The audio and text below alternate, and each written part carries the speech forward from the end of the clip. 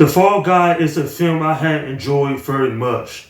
This one is great. I had such a fun time. And if you think about checking this one out, then do that because this one it is well worth the effort.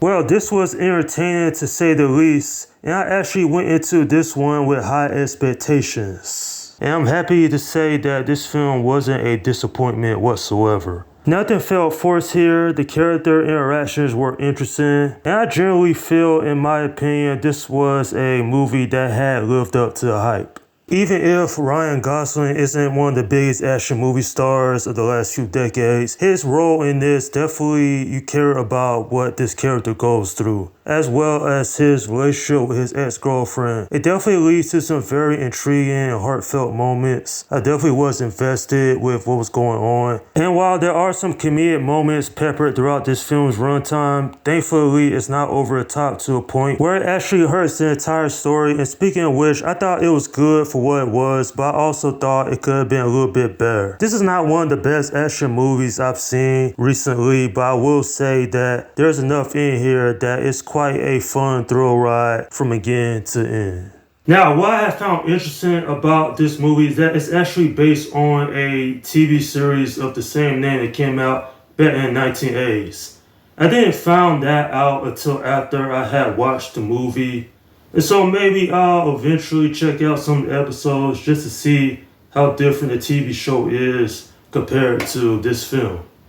Now the acting is incredible, especially the chemistry between Ryan Gosling and Emily Blunt. I bought their relationship, not just past lovers, but also that they're great friends. I bought into the common interest they had with each other, the conversations. Yeah, it's great. Definitely Colt and Jodie are likable characters. But I also like to point out the character that Winston Duke had played. He too did a great job. And also, by the way, Aaron Taylor Johnson also did a great job as well.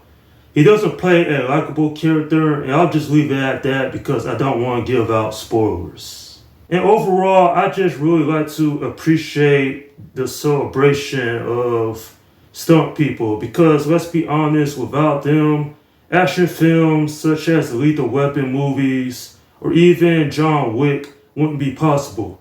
I mean, can you imagine a world where stunt people never did their job and well, those films wouldn't have been as iconic?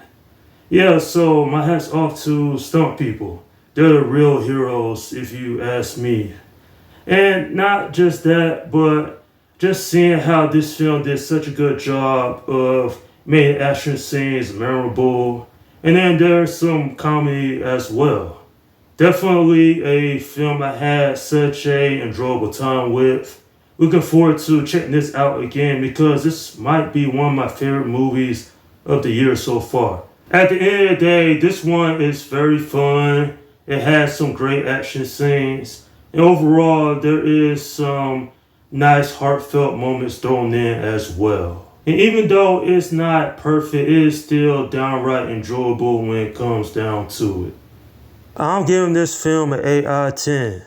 Now, if I had anything negative to say about this one, is that the runtime was a little bit too long.